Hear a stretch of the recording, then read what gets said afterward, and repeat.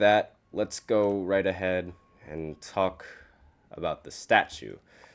Crucial PGs in the chat. You don't like Jose Calderson. I'll explain why that's funny in a minute, because Jose Calderon, he's one of the players that whose name has got misspelled. Now, don't ask me why his name was on the statue if they're not going to spell it properly, but I completely digress. So a bunch of the names were misspelled over on the side, and another word that really should not be misspelled was misspelled, like decision. They misspelled decision. So instead of spelling it with an S, they spelt it with a C. So it was Decision.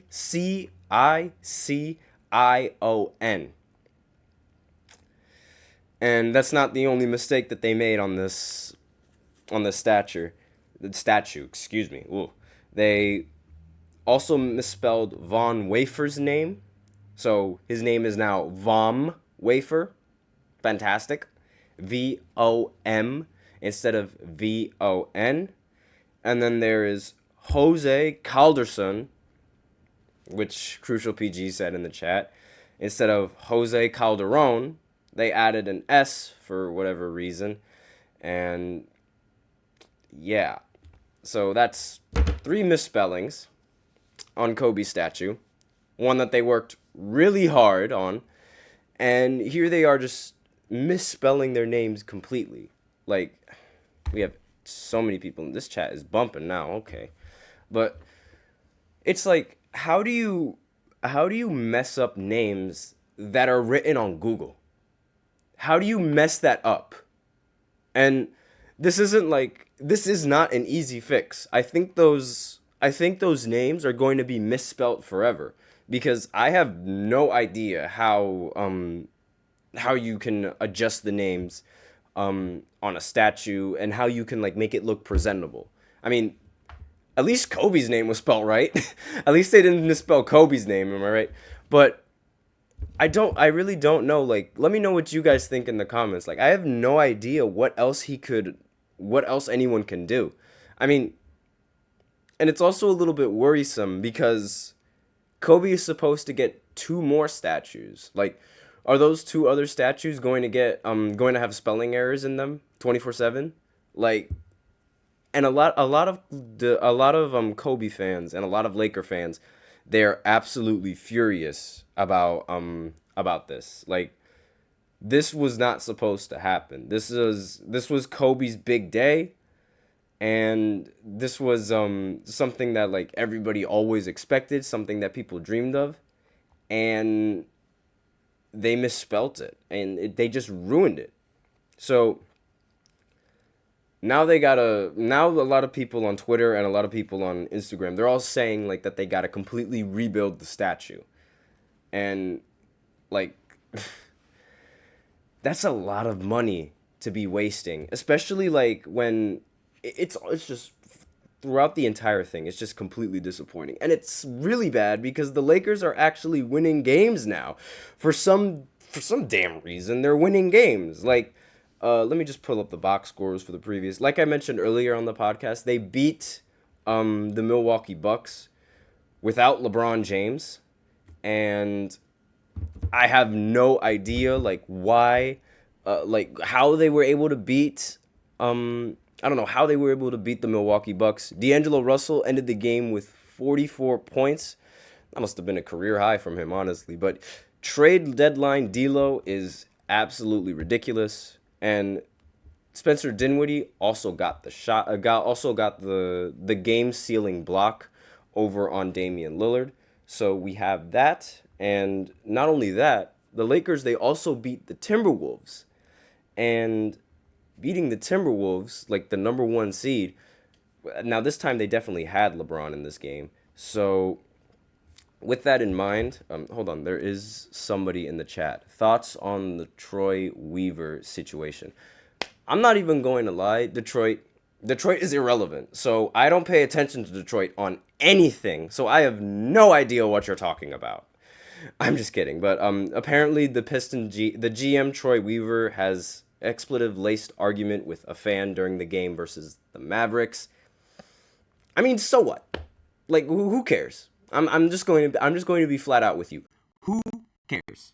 Because I don't, and it's whatever at that point. Because like, he should just sell the team.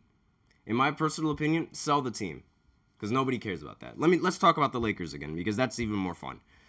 The Lakers, again, they beat the Bucks without LeBron James, and the Bucks they're just not it. Like, I'm sorry, it's just that simple. The Bucks, with Doc Rivers as their coach, they're not going far. Even with Giannis dropping 34, 12, and 14, they still somehow end up losing, and they let D'Lo drop 44 points. And this honestly goes back to like what I said about Damian Lillard lacking defense.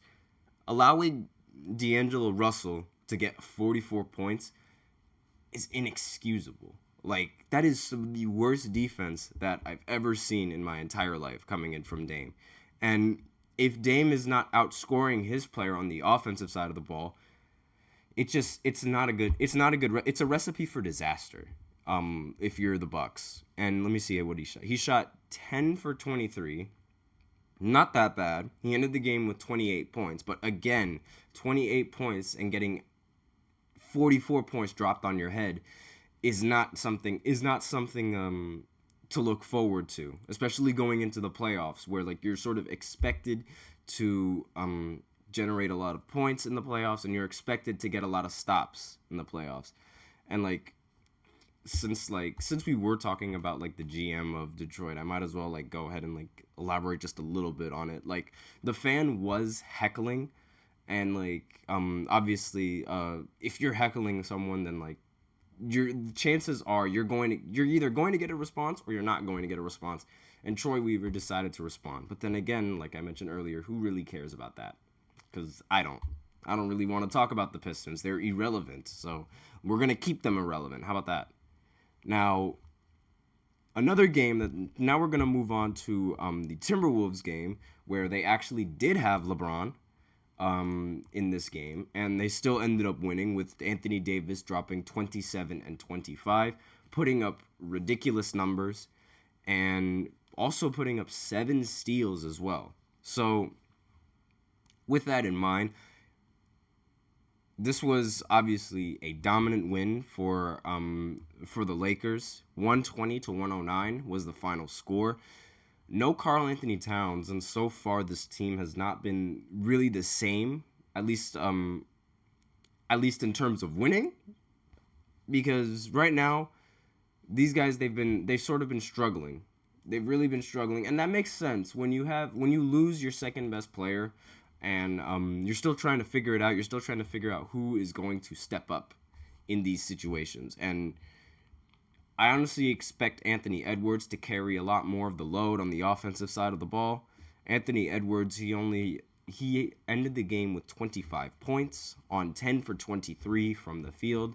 So obviously he needs to remain a little bit more efficient if he wants his team to win a lot of games. There was also no Rudy Gobert in this game, which was probably the biggest reason why Anthony Davis was able to end the game with 25 rebounds and 27 points. Because if Rudy Gobert was there, I think this game would have played out a whole lot different.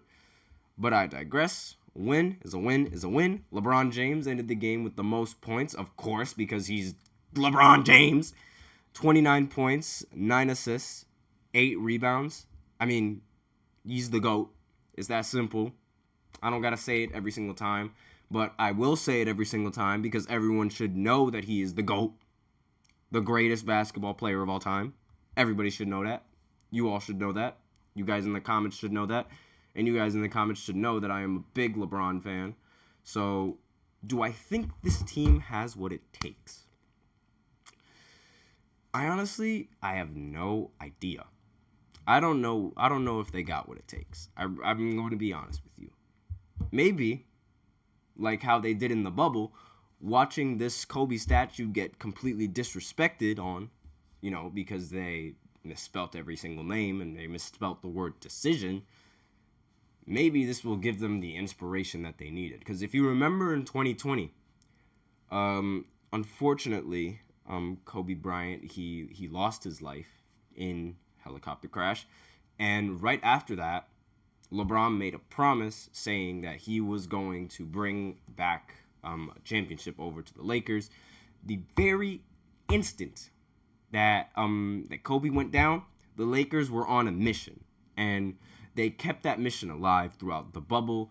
And they ended up winning the championship in those Mamba jerseys. So I don't know what it is, but like that just gives them the strength that it gives them strength. I don't know what it is. It might be a superstition thing. It might just be like, but the Lakers, it feels like they need something to like motivate them before they can play like the team that they're playing. Like when you look at D'Angelo Russell, trade deadline D'Lo, like he needed something to like sort of give him a reason that like, oh wait, this like give him some sort of a reason to sort of play better. Like, oh, they're thinking of trading me? I'm gonna start hooping. That's literally what he said. That's literally what he started doing. I can't explain it, but it was like the second the trade deadline and the trade rumors around him started going about, bro was like, all right, time to drop 29. I have no idea. Now, Crucial PG is being a depressed Clippers fan in the chat saying, and the Clippers choked. Couldn't imagine being a Clippers fan. Geez, how do they do it? Oh, he's not a Clippers fan. Whoops, my bad. I thought you were being a depressed Clippers fan. That's me. But, yeah, I mean, the Clippers did choke. I still think the Lakers would have beat the Clippers in that series. I still think that I stand by that.